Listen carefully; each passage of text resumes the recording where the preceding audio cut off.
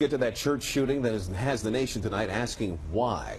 Among the dead, a pastor who also served as a state senator. And now this man, Dylan Roth, in police custody, arrested one state over a 15-hour manhunt. As Marcy Gonzalez reports, investigators are now poring over Roth's past while the community tries to make sense of what's now being called a hate crime. They came here simply to worship, but police say he was here solely to kill.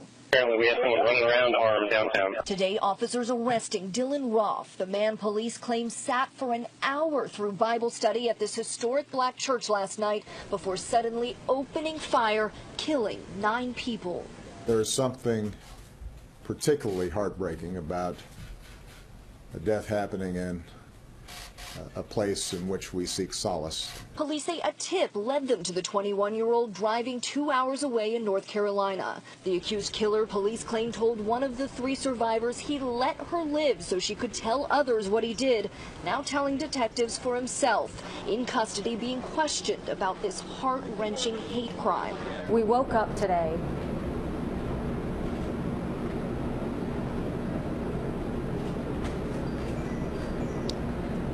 and the heart and soul of South Carolina was broken. South Carolina's governor moved to tears today, remembering the 6 women and 3 men who were killed, including State Senator Clementa Pinckney. Because the Lord teaches us to love all.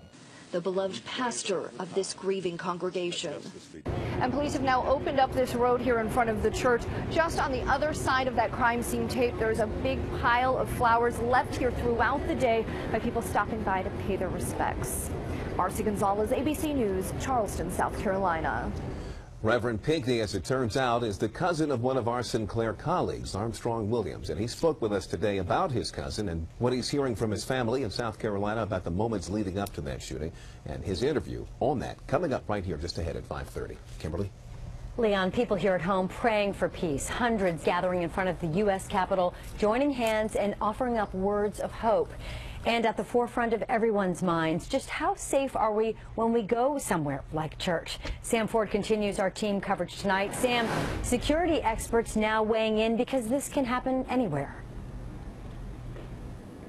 Indeed, Kimberly, I'm inside the historic Metropolitan AME Church in downtown Washington, a sister church to the Emmanuel AME Church in Charleston, and security experts are saying that churches are just like malls or other public places. They need security.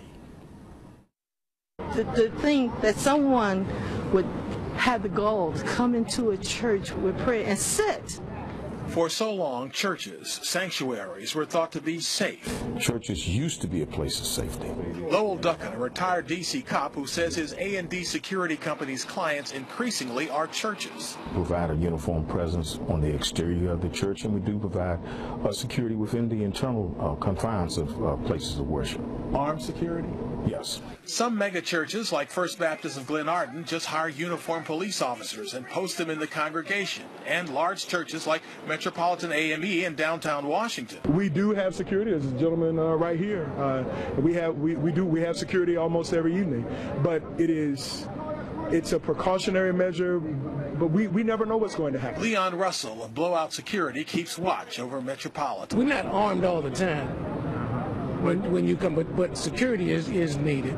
He said after what happened at Metropolitan's sister church, Emmanuel in Charleston, he came to work early today. No one had to call me and tell me to come down. I just know I felt that was something to do. But for Metropolitan's pastor and others, I don't know that we'd be more safe if we had 10 people with guns standing outside. Plus, we would not want to project that image in the community. And security companies say they're getting lots of calls today since that incident. The security experts reminded us that, for example, Martin Luther King's mother was killed as she was playing an organ at church. They say churches can be dangerous places, and increasingly these types of attacks are occurring, and so churches are not spared. Reporting live from Northwest Washington, Sam Ford, ABC 7 News. Okay, thank you, Sam.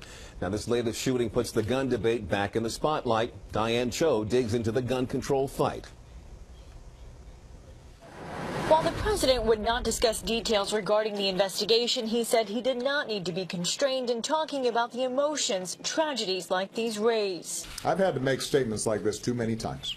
addressing a topic he has tried to call on before in regards to tougher gun control measures. Once again, innocent people were killed in part because someone who wanted to inflict harm had no trouble getting their hands on a gun. The president also acknowledging today with the Republican-controlled Congress that it would not be easy. It would be wrong for us not to acknowledge it. And at some point it's going to be important for the American people to come to grips with it. In the wake of the Sandy Hook Elementary mass school shooting, a measure that would have required background checks on every gun sale failed to get enough support in the Senate. Sources are telling CNN the suspect's father purchased the gun for his son for his 21st birthday, but it's unclear if it was the same gun that was used in the shooting. And we ask, what more can we do as a nation to keep guns out of dangerous hands? President Obama was right to ask, how is it that so many innocent people can be gunned down by people with easy access to guns? Now, we also reached out to the NRA today, and we were told they are not going to comment until all the facts are known in this case, which is what they typically do in these situations. We're live on Capitol Hill tonight. Diane Cho, ABC 7 News.